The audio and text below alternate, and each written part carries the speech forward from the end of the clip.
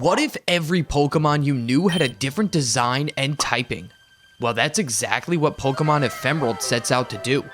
In this ROM hack of Pokemon Emerald, everything is a regional form. On top of this, some type interactions have changed, like Poison being super effective against Dragon and Ice resisting Water. With all the crazy updates to the base game, can we beat Pokemon Ephemerald as a hardcore Nuzlocke? Before answering that question, let me know what Pokemon you'd want to give a new design and typing to. Also, if you've been enjoying the content lately, be sure to subscribe and let's try to smash 4,200 likes for these insane redesigns. With all that said, let's get into it. After settling into our new home in Little Root Town, we hear Professor Birch cry for help, so it's time to grab our starter. We get the options of the Rock-type Trico, Flying-type Torchic, and Fighting-type Mudkip, so I go with Trico. After making quick work of the Grass-type Poochyena, Birch thanks us by letting us keep the little miner who I named Steve. At level 7, I decide to challenge May, but to my surprise, she actually has both the starters I rejected. We make quick work of Torchic with Rock Throw, and thankfully Mudkip doesn't have a Fighting-type move yet, so she drops to some pounds. Now the father and daughter give us the Pokedex and Pokeballs so our journey can begin. My Route 101 encounter is a Ground-type Talo who we call Woody. On Route 103 we catch the Poison Normal Ladybug, Bozo, and on 102 grab the Bug-type Abra, Zeep. Unfortunately, against the very first trainer, Woody gets caught in a sand tomb and we're already dealt death number 1. This game adds grass to every town and city though, so we'll get plenty more encounters. In Petalburg, I catch Thor, the electric grass Pidgey. Then we look on as Wally catches Friar Tuck Ralts, and it's time for some more encounters. We grab the grass normal Wingull, Firebug Phanpy, Poison type Nincada, and Fire Ice Snubbull before it's time to take on Roxanne. She leads the pure rock Clefairy as I send out Thor. 2 Mega Drains are able to get the knockout after a growl, bringing out the rock normal Butterfree. After dodging Slam, we're hit by the move turn 2 as another pair of Mega Drains just can't get the KO. This means Thor also has to take a Seismic Toss before dropping the Boulder Bearer, and Roxanne sends out the Ground Grass Nose Pass. As the Moss Head shows Dig, I swap to Wingull who can resist the Ground type move and eventually chip Nose Pass down with wing attacks. I was following the regular Emerald level cap of 15 here, but Roxanne's Ace Roselia is actually 14, so I guess I had a slight advantage. The Bird Bath wastes its 1 turn alive using Safeguard as our 4 times effective Bullet Seed drops it with 2 hits, allowing us to claim the Stone Badge. While battling the Aqua Grunt in Rust Turf Tunnel, Husky meets her demise to a crit Poison Fang from Surskit. I also decided to do the optional May battle here, but her Mudkip KOs Wingull. Although we're down to only 6 Mons, we're about to get a few more encounters at Dewford. But first, Zeep evolves into Kadabra at level 18 and gains a secondary electric typing. Steve also evolves now and gets this cool little hat. After sailing over with Briny, we add Mr. Tickle and Slugma to the team and get ready to take on Brawly. We do need to take a second to check out this Tyrogue sprite though. Gotta love Hunter x Hunter. Brawly leads a fighting type Spoink who fakes Zeep out, but despite 2 speed boosts, we still outspeed for Thunder Punch to kill. Next is the Grass-type Makihito who combines as I bring in Zippo and start building Fury Cutter damage. Regardless of getting seeded, we drop the Onion with our 3rd slash, bringing the Fighting Dragon Tropius in who resists the Bug-type move. After 5 turns of bulk up, Potential manages to connect Will-O-Wisp on the ace. Thor's Twisters plus the burn damage are just enough to drop Tropius before we go down. Last is the Steel Fighting Starmie as I go to Potential who tanks Metal Claw and lands his first Willow.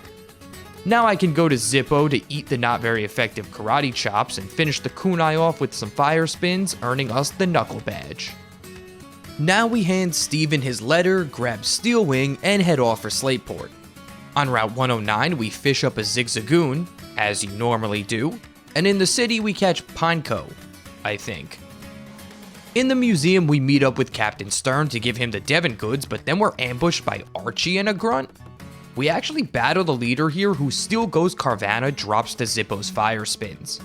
But now he reveals his ace, Latios. Good thing we have a level advantage over the now water normal type, as Thor doesn't take too much damage from Aerial Ace on the switch. Then 2 Mega Drains followed by a Thunder Shock take the legendary down, and Pidgey evolves into Pidgeotto. Strangely enough, Shelly comes in here as the boss and scolds Archie, so who's really pulling the strings here?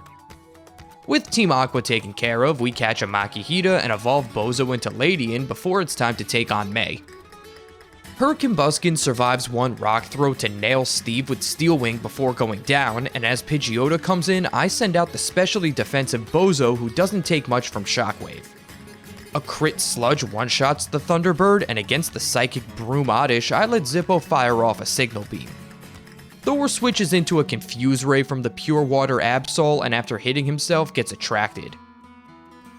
Zeep swaps into Tank Water Gun from the Seductive Fish and decimates it with a Thunder Punch, leaving our rival with only her Marsh Stomp. Potential Tank's takedown from the Sumo in training, and after she boosts her defense, we connect Will-O-Wisp. From here, I have no worries about bringing Thor back in to ultimately finish this battle via Mega Drain. In Mauville, we catch the Darksteel Skitty, and on the adjacent route, we nab the Water Grass Ghastly. Now we put Wally back in his place, and Nincada evolves, but for some reason I only get Ninjask even though I left an open spot in my party for Shedinja. Regardless, it's time for Gym Leader number 3, Watson. He leads Kadabra as I send out Sting, but switch Steve into Silverwind. A single Rock Throw KOs the bug, and then the Ice Ghost Manectric misses Iron Tail and takes around 60% from our rocks. Not wanting Grovyle to drop to the Steel-type move, I swap to Potential who can eat it and finish the dog off with Flame Wheel. The Electric Leader's ace, the Flying Electric Tauros, now hits the field as I bring in Bozo. I try to Encore the Thundercloud into Focus Energy, but it outspeeds to use Fly. We tank a pair while landing Sludges, and our second manages to get the Poison. Then it's back to Steve to shrug off the hit and finish Tauros with Quick Attack, leaving Watson with only Parasect. I bring Slugma in to avoid Thunder, but then an unexpected Bullet Seed kills our Sandy boy. Thor is able to land a few Mega Drains, but a Supersonic and some Thunders bring him low, so I need to swap. I go to Zeep, but he's paralyzed by Thunder and confused before he can set up Light Screen. As Bozo comes in, she's hit by Bullet Seed, allowing me to Encore the tank into the not very effective move. Now our Juggler can hang on for 2 more turns to finish this battle with Sludges. With the Dynamo badge in hand, we can use Rock Smash, allowing us to continue to Route 112 where our encounter is a Quillfish, which proceeds to self-destruct and kill Ninjask. In Fiery Path, we catch Hatsune Miku, but sadly, just before reaching Route 113, tragedy struck. Things were going fine against this trainer until she pulled out the Steel-type Arbok. After putting Thor to sleep, this thing dealt big damage to Zeep and Bozo, ultimately leading to me sacking our bulky friend off to an Iron Tail. But that wasn't the end of it. Thinking it was safe for Steve to come in and outspeed for a dig kill, I was shocked to find that the Iron Snake survived on a sliver of health and unfortunately buried our starter with another Iron Tail. Zeep was able to get us through the battle, but moment of silence for Steve.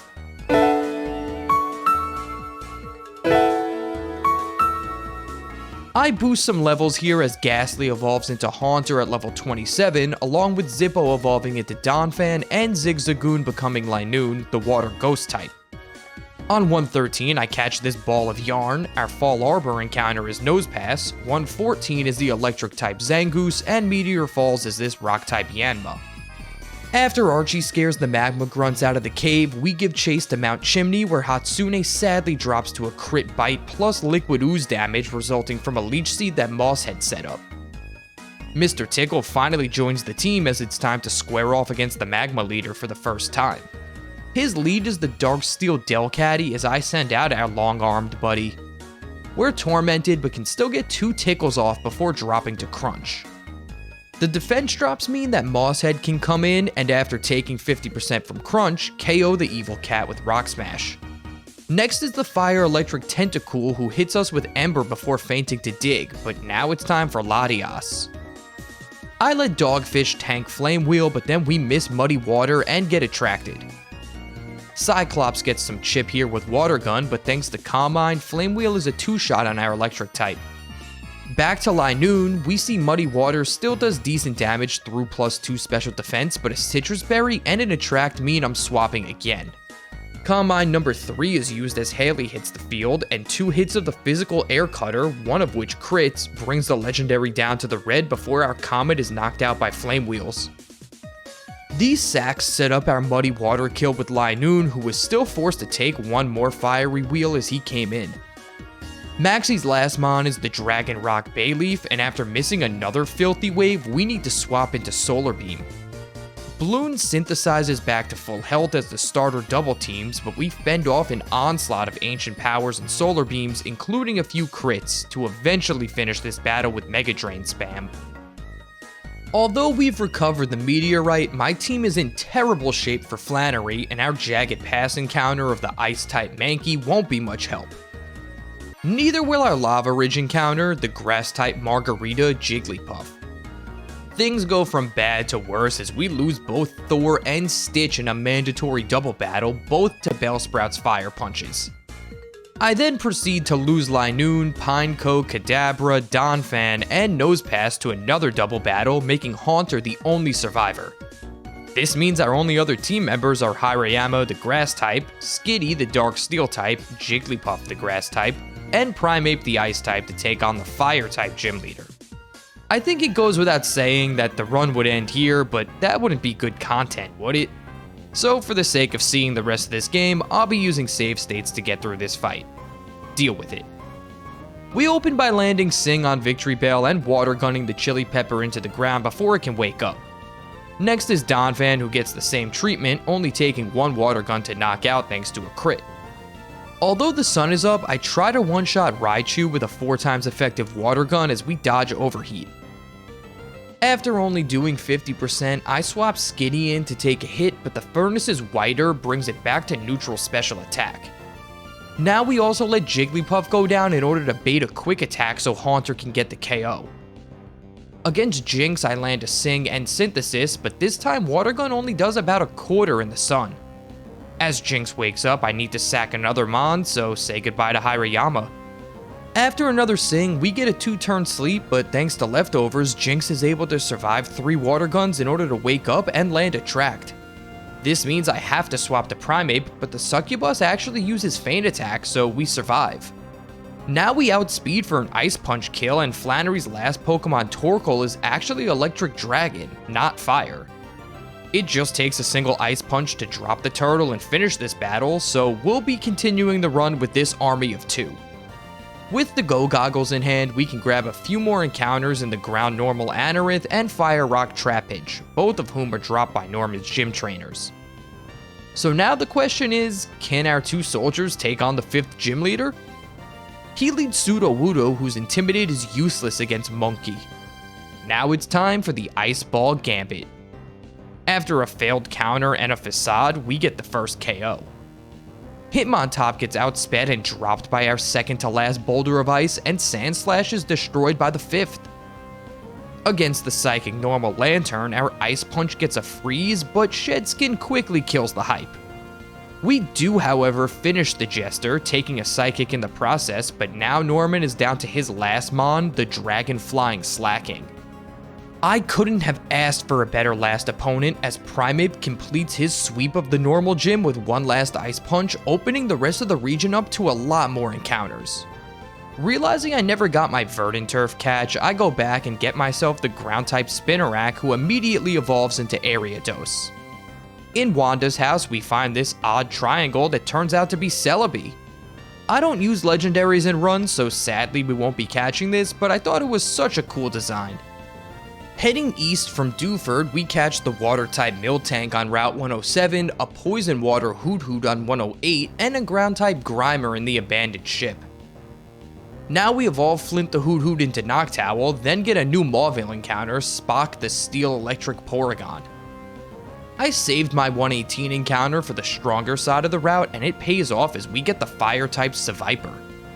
Then our last catch before the Weather Institute is Lumiere, the Fire-type Baltoy. Also, I was accidentally recording the wrong screen as I gave Porygon a Thunderstone and evolved him into Porygon 2, so here's Spock's final form. Ephemerald makes a lot of battles more difficult, but if I were to talk about all of them, this video would be way too long.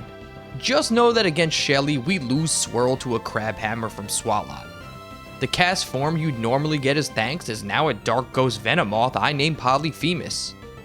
May's Marsh Stomp is now a Swampert, but that's the only really exciting thing about this battle as we roll past her and onto Fortree where we catch Plague, the poison-type Duskull.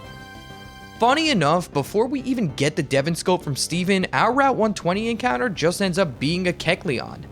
After getting the device, it's time to enter the 6th gym where Baltoy evolves into Claydol, adding a secondary ghost type to his fire. Now let's see if we have what it takes to beat Winona. She leads the ground-flying Scizor, who's destroyed by Munka's Ice Punch.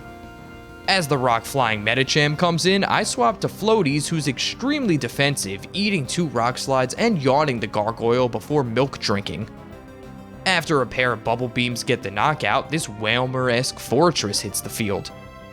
Thunderbolt does decent damage, but thanks to Milk Drink, we can put the Ghost Flying type to sleep. It does manage to set up Light Screen first, though. I decide to stay in and chip away until the screen fades, not worrying about the Reflect that was just set up.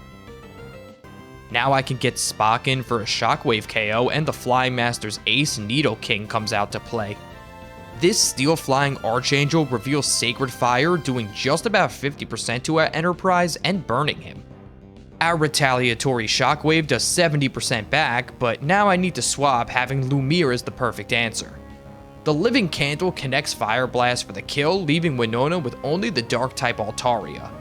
As I swap to Flint, the creepy Crawly uses Perish Song, so after waiting out 3 turns, it finishes itself off, giving us the Feather Badge. Just before reaching Lily Cove, Plague evolves into Dusclops and gains the Dark typing, and Grimer evolves into what may be my favorite sprite in this game, Pyramid Muck, still throwing her gang sign too. There's also now a land bridge straight to Mount Pyre on Route 122 where we catch this Psychic-type Seadra. Speaking of the mountain, we get our very own Medicham here with Pure Power to boot. After Archie grabs the red orb from the Elders, we're given the Magma emblem to chase down Maxie. Then we evolve Harp into Kingdra and decide to take on May before going anywhere else. Oh yeah, she's mandatory in this game. Her Combuskin is finally a Blaziken, but she only gets a Swords Dance off before dropping to Cleopatra's Rock Slide. Next is her own Porygon 2, but a Mudshot quickly destroys Captain Kirk's ship. Primeape takes very little damage from Pidgeot's Magical Leaf and then drops the bird with an Ice Punch. I go to Spock against Blossom, but almost lose my powerhouse to a crit Flamethrower. I bring Muck back in here, who survives Psychic followed by Ice Beam to get the knockout with a pair of Earthquakes. Bloons takes care of Absol with some Mega Drains, and now it's all down to Swampert. With the addition of Harp to the team, we can just click Psychic twice and finish this battle as the Sumo wastes her life bulking up. And that's it for May. Cut to Magma Hideout and our next battle with the Mad Scientist. He yet again leads the overpowered Delcatty, but I have Cleo soak up the Intimidate and swap Charcoil into Meteor Mash. But not expecting to be outsped, our Eruption only does around 50% at 37 HP, so next turn I go to Lumiere, who's unaffected by Hyper Voice. We do need to tank a crit Meteor Mash before getting a Fire Blast kill though.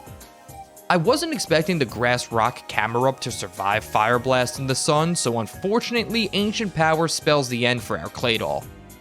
I let Harp avenge his friend with Psychic, but now it's time to deal with Latias. Thanks to Hoenn's hard stance against same-sex marriage, Thinker isn't attracted by the legendary, and after eating Flamethrower, our Pure Power Rock Slide gets a one-shot. Cleopatra absorbs Tentacruel's Shockwave, shrugs off a Flamethrower, and drops the Spark Plug with Mudshot. The Dragon Rock Meganium can't do much to our Pyramid, and after going down to Earthquake, the Magma boss is only left with this super cool Kangaskhan sprite. The Psychic Ghost puts up a good fight, eventually going down to an EQ, and as Maxie sets off to find Groudon, we need to find Archie. But first, at level 42, we have the long-awaited evolution of Bloons into Gengar.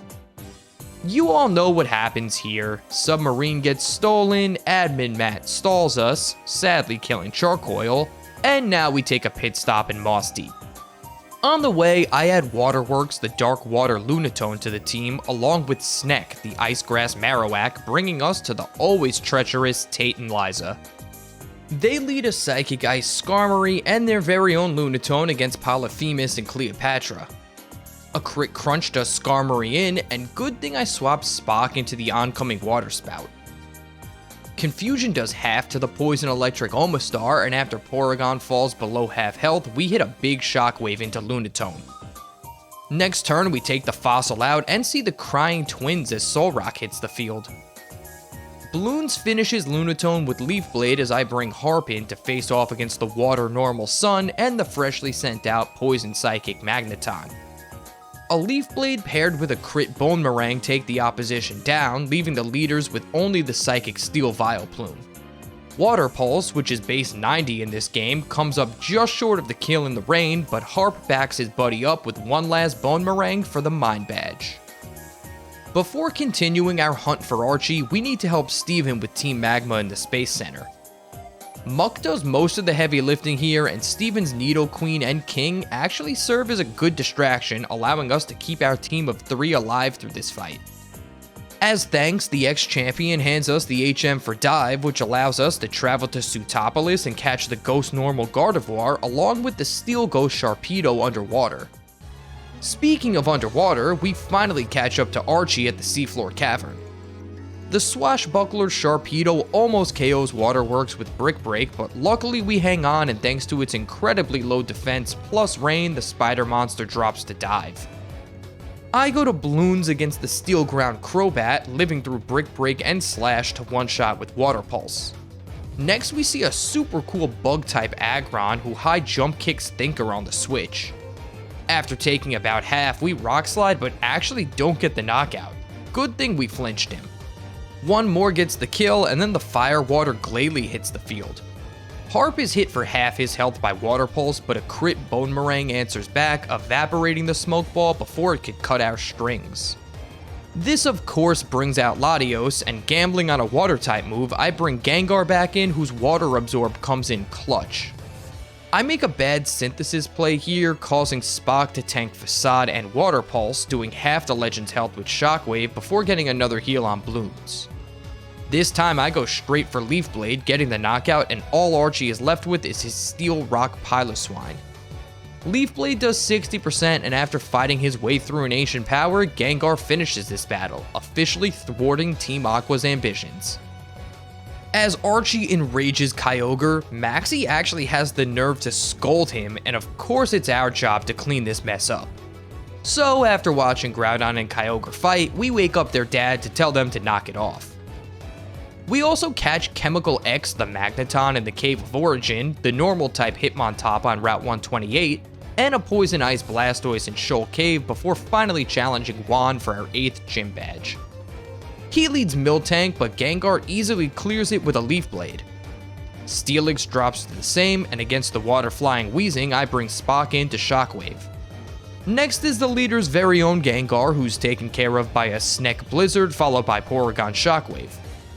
Last is Kingdra, who's knocked out by our Dark-type Waterworks, making for a pretty uneventful last gym.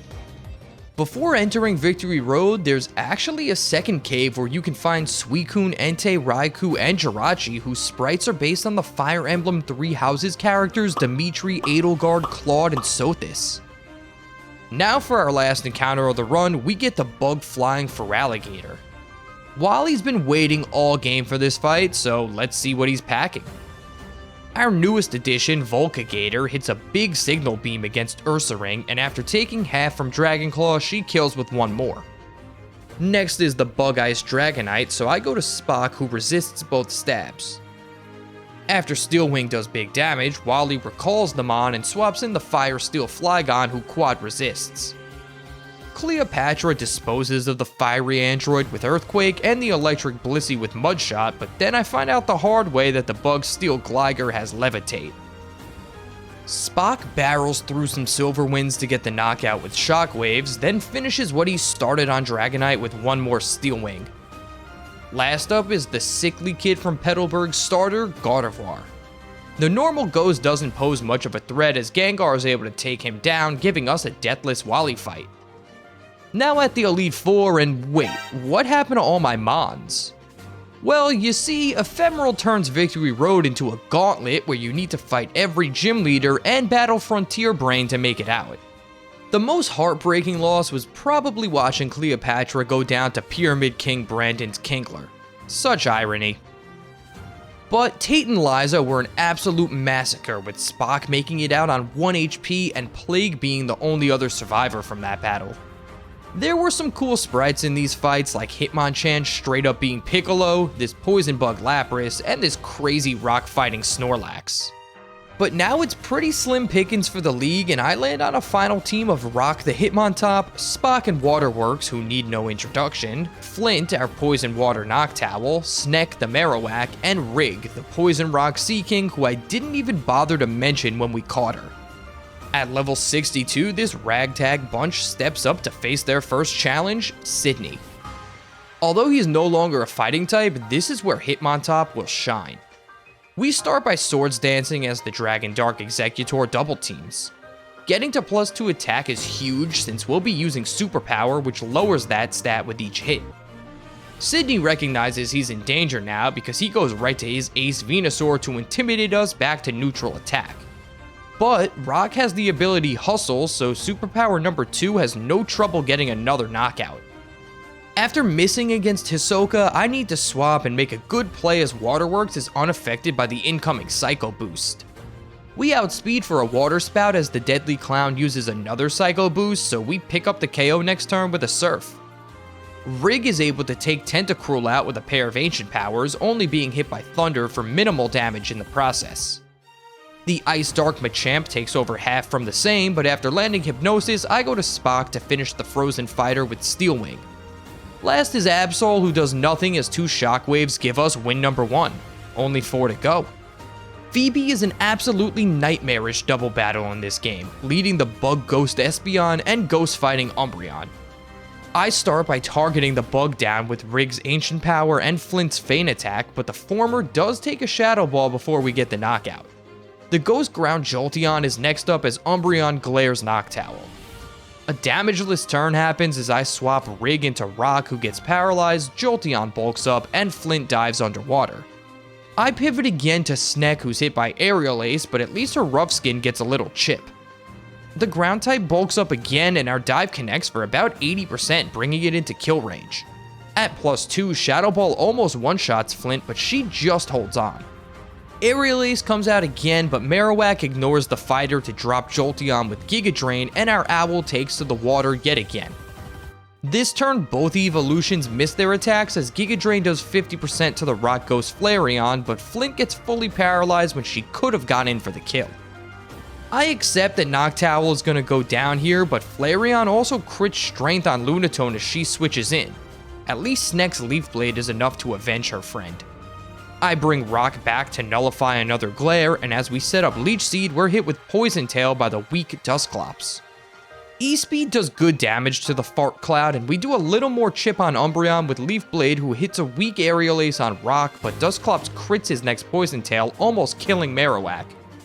Umbreon now reveals Superpower, finishing our Snake off, and after Spock nullifies Poison Tail, Hitmontop gets fully paralyzed. Extreme Speed plus Shockwave and Leech Seed Sap finished the pair, but Porygon did need to take a heavy superpower first. Left with only the Ghost Dragon Vaporeon, I use Ancient Power and get lucky as Outrage doesn't KO Rig, and we get out of this fight with only 2 deaths. We stack up pretty nicely against Ice types, so hopefully Glacia goes smoothly.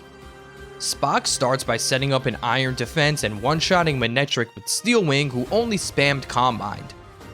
Gorobus is Ice fighting, but a pair of Shockwaves is enough to drop it, only hitting an oddly weak Cross Chop before going down.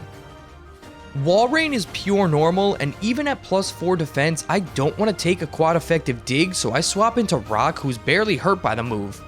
Superpower comes up short of the knockout, but Rock loves the game over anything else as he fights through Attract to Facade. The Psychic Grass Dugong Future Sights and Combines, eventually fainting to Steel Wings from Spock. Now we see the Ace Blastoise, but our Starship walls the Ice Poison type pretty hard. 2 more Steel Wings leave Glacia with her last Mon, the Ice Rock Huntail, but thanks to Future Sight hitting, I decide to play things safe, pivoting to Rig for a combo of Ancient Power and Overheat for the win. Dragons are always scary, but maybe I'll remember that poison is super effective in this hack. Waterworks neutralizes the ground dragon Arcanine's Intimidate, and as the supposed legendary dragon dances, we pick up a one-shot with Water Spout. Next is the Grass Ghost Salamence, whose Leaf Blade hits hard, but not harder than a critical hit Crunch. Rig swaps into a Mist Thunder from Torkoal, and this is my chance to use Sludge Bomb. Nope. I spoke too soon. Not even a second Cosmic Power can save the Tortoise as we knock it out, and now armed with knowledge, I'm ready to take on whatever's next, even the Water Dragon Charizard. The not very effective Fly does almost nothing to Seaking, who decimates the Serpent with Sludge Bomb. Since Pinsir is Rock Dark, I decide to switch into Spock, but Sword Stance setup is pretty scary. A missed Steel Wing means we're forced to take a +4 Rock Slide, but Porygon makes up for it next turn with a crit. Last is the Fire Dragon Aerodactyl, but Eruption doesn't do much to our Oil Rig, who finishes this battle with one more noxious explosion. And just like that, our Patchwork team has made it to the champion himself, Wallace. The Rock Electric Metagross gets a Volt Tackle in on Rock, but that's more than an acceptable price to pay for Swords Dance. Hitmontop fires off a +2 superpower for a kill, but now the ground-type Registeel comes in. Confusing, I know. Extreme Speed surprisingly only does 50%, so sadly this is the end for Rock as he's Brick Break down to 1 HP and finished by Sand. We didn't know you long, but you were integral to the run. Waterworks sends him off with a Water Spout, dropping the first Reggie but bringing out another, the Flying-type Regice. Its Drizzle actually helps me as after Fake Out we crit a second Water Spout, but the Legendary survives on 1, Aeroblasting Lunatone down to 80 HP. Surf gets the knockout, and then the Bug Dark Milotic hits the field. Rig comes in to shrug off a Signal Beam and Shadow Ball, dropping Wallace's ace with a pair of Ancient Powers. Spock is the go-to for the Water Steel Electrode, who sets up Doom Desire and uses Metal Sound before a Shockwave does him in.